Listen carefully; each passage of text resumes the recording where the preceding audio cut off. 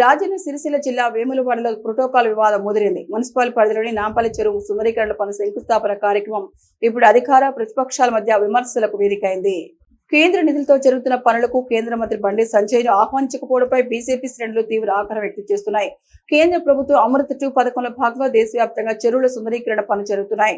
ఇందులో భాగంగా వేములవాడలోని నాంపల్లి చెరువు అభివృద్ధికి 2,70,00,000 రూపాయలు మంజూరయ్యాయి. అయితే ఈ పనులకు స్థానిక ఎమ్మెల్యే శ్రీనివాస్ శంకుస్థాపన చేయగా కేంద్ర మంత్రి బండి సంజయ్ కు కనీస సమాచారం ఇవ్వలేదని బీజేపీ రాష్ట్ర కార్యవర్గ సభ్యులు ప్రతాప్ రామకృష్ణ మండిపడ్డారు. ప్రెస్ మిత్రులకు నమస్కారం. వేములవాడ పట్టణ ప్రజలకు అలాగే నియోజకవర్గ ప్రజలందరికీ నమస్కారం తెలియజేస్తూ, నిన్న గౌరవ ఎమ్మెల్యే గారు శ్రీనివాస్ గారు నిన్న చెరువు పునరుద్ధరణ అని ఒక కార్యక్రమాన్ని ఏర్పాటు చేసినారు నాంపల్లి గ్రామంలో. అలా అది 2,70,00,000 నిధులు అవి.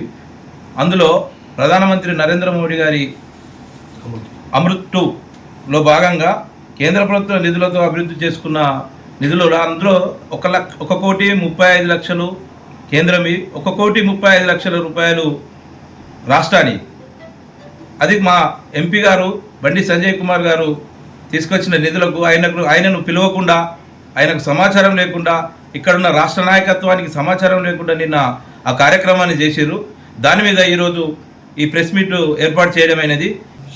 కేంద్ర ప్రభుత్వం ఒక ప్రత్యేక కార్యాచరణతోని అంటే చెరువుల పునరుద్ధరణ అమృత్ 2లో భాగంగా వందలాది కోట్ల రూపాయలు రాష్ట్రం కేటాయిస్తూ ఉంది.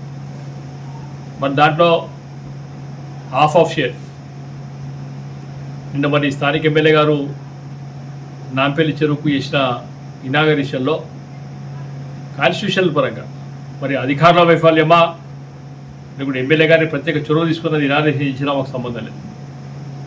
రాజ్యాంగ పరంగా ఏదైతే ఉన్నాయో మరి ఇక్కడ ఎంపీ గారు, ఎంపీతో పాటు కేంద్ర మినిస్టర్ వారి ప్రమేయం లేకుండా వారికి ఇన్ఫర్మేషన్ ఇచ్చినా అని అధికారులు చెప్తా ఉన్నారు. వేరు, కన్ఫర్మేషన్ వేరు. ఇన్ఫర్మేషన్ కేవలం ఉన్నది టైం ఇస్తారా అని ఇన్ఫర్మేషన్ అడిగినారు, కానీ కన్ఫర్మేషన్ అక్కడ మినిస్టర్ గారి దగ్గరికి కన్ఫర్మేషన్ రాలేదు. మరి ఇనాగరేషన్ చేసుకోమని కూడా సరే, సాధారణంగా కూడా కొన్ని విషయాల్లో చిన్న చిన్న ఇనాగరేషన్స్ ఉంటే వాళ్ళు ఓపెన్గా చెప్తా ఉన్నారు, నాకు వీలైతే మీరు చేసుకోమని చెప్తా ఉన్నారు. కానీ నేను అది కూడా జరగలేదు.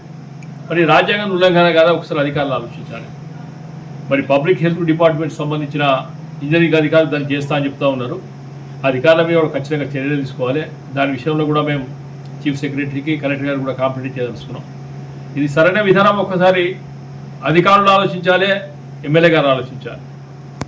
మరి ఇలాగే కొనసాగితే డెవలప్మెంట్కు మేమందరితో కలిసి పనిచేస్తాం, అందరితో ఉంటున్నాం, కలిసి పనిచేస్తామనే విధానం ఏడా పక్కకు పోతుందో ఒకసారి ఆలోచన చేయాలి. ఒకవేళ అధికార సమన్వయ లోపం జరిగితే మాత్రం అధికారుల మీద యాక్షన్ తీసుకుని మేము డిమాండ్ చేస్తూ ఉన్నాం. ఇది సరైన విధానం కాదు. కనీసంగా ఉచ్చరిస్తానికి భయపడతా ఉన్నారు. దురదృష్ట పేపర్లలో కూడా కనీసంగా 50% రాస్తలేరు. దాన్ని న్యూస్ చూసినట్టయితే కూడా అమృత్ 2లో భాగం అమృత్ స్కీమే కేంద్ర ప్రభుత్వం ప్రవేశపెట్టింది. ప్రతి దాంట్లో కూడా కేంద్ర ప్రభుత్వం వాటా ఉంటుంది. మరి వాటి విషయాలు దాచిపెట్టుకుంటూ కేవలం మేమే చేస్తున్నాం అనే సిద్ధాంతంతో కాంగ్రెస్ పార్టీ వ్యవహరిస్తే, నాయకత్వం వ్యవహరిస్తే ఇది చాలా పెద్ద పొరపాటు. ఆ పొరపాటు ఎవరు జరిగినా అధికారుల మీద మాత్రం ఖచ్చితంగా చర్యలు తీసుకోవాలని మేము డిమాండ్ చేస్తాం. చాలా అమృత్ 2 ఏతున్నదో ప్రతిష్టాత్మకంగా చేపడతా ఉన్నది. దాంట్లో మరి నిన్న 2,70,00,000 సగం వాటా కేంద్ర ప్రభుత్వం, రాష్ట్ర ప్రభుత్వాలు. మేము అందుకోసం అడుగుతూ ఉన్నాం, ఒకవేళ రాష్ట్ర ప్రభుత్వ వాటా ఉన్నా మరి ప్రోటోకాల్ వర్తించదా ఎంపీ గారికి, అది కూడా ఆలోచన చేయమని చెప్తా ఉన్నాం. మరి ఈ విధానం ఏదైతే ఉన్నదో సరైనది కాదు. అధికారులను అడిగితే ఇప్పటికి టెండర్ అయ్యి బాగా రోజులైంది చెప్తా ఉన్నాం. మరి టెండర్ కూడా చాలా పనులు చాలా రోజులు అయినాయి. మరి మెయిన్ రోడ్ టెండర్ కూడా ఎన్ని రోజులు ఒకసారి ఆలోచన చేయాలి. మరి ఇక్కడ ఇంత ఎంపీ గారు లేకుండా చేయడం ఏదైతున్నదో అది మంచి విధానంగా కూడా మేము చెప్తా ఉన్నాం.